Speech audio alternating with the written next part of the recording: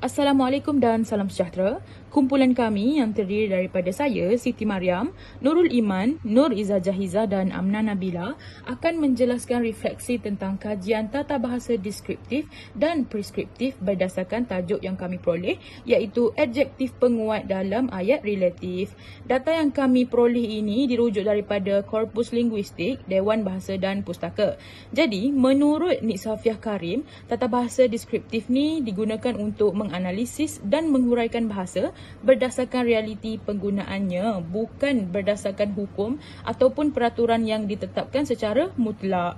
Sebaliknya, tata bahasa preskriptif ni menurut Asmah Haji Omar pula, penggunaan bahasa tu mestilah mengikut ketertiban dan juga kesinambungan dengan data korpus bahasa.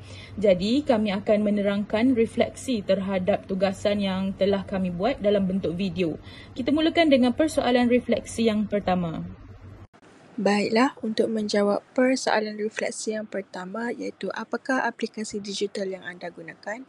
Dalam tugasan ini, kami telah menggunakan 3 aplikasi digital utama iaitu CapCut, Google dan Canva. Google digunakan sebagai platform carian maklumat tambahan berkaitan teori sintaksis iaitu deskriptif dan preskriptif di samping rujukan dari buku Zaharani Ahmad. Kami juga menggunakan Google untuk mencari contoh ayat yang relevan melalui laman web Korpus Dewan Bahasa dan Pustaka untuk menyokong hujahan dalam tugasan. CapCut pula digunakan untuk menyunting video penjelasan lisan secara kreatif, termasuklah menambah teks, animasi dan elemen visual bagi membantu menyampaikan analisis ayat dengan lebih jelas dan menarik. Canva pula digunakan untuk membentangkan refleksi dari tugasan ini. Seterusnya, bagi menjawab soalan B, iaitu apakah aktiviti praktikal digital yang paling mencabar? Jadi, kami sekumpulan telah sebulat suara bahawa aktiviti yang dikenal pasti paling mencabar dalam konteks ini ialah penghasilan video interaktif atau pembentangan multimedia yang menggabungkan pengetahuan tata bahasa dan kreativiti digital. Hal ini kerana kita perlu tahu bila wajar menggunakan gaya deskriptif dan bila perlu mematuhi gaya preskriptif, yang mana ini memerlukan pengetahuan bahasa yang lebih tinggi dan kritikal.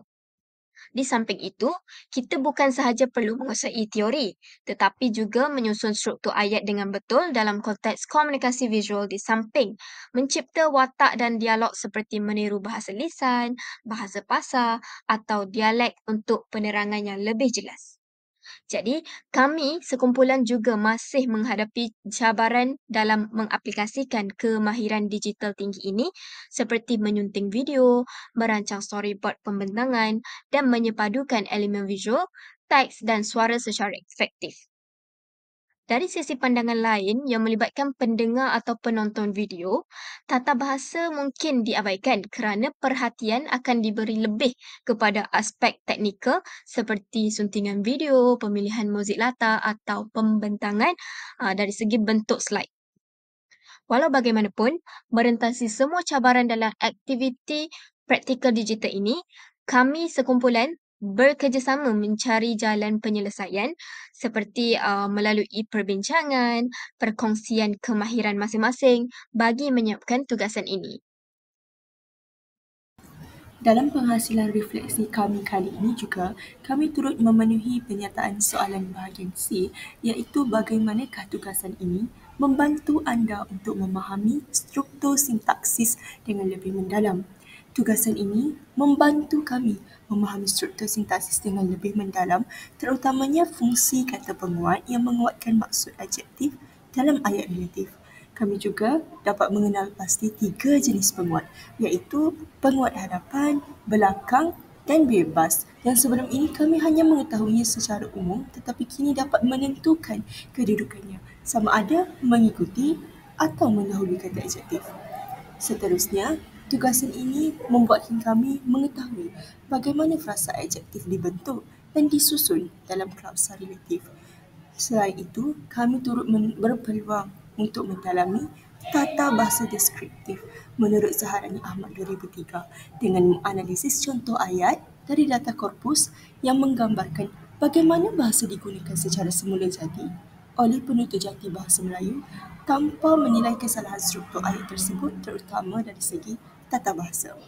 Kami juga turut faham bahawa tata bahasa preskriptif pula amat menekankan struktur ayat yang betul dan perlu menepati peraturan atau norma bahasa yang ditetapkan oleh sistem bahasa formal serta mengenali struktur pembinaan ayat relatif yang tepat selaras dengan peraturan bahasa baku yang digariskan oleh Dewan Bahasa dan Pustaka DBP.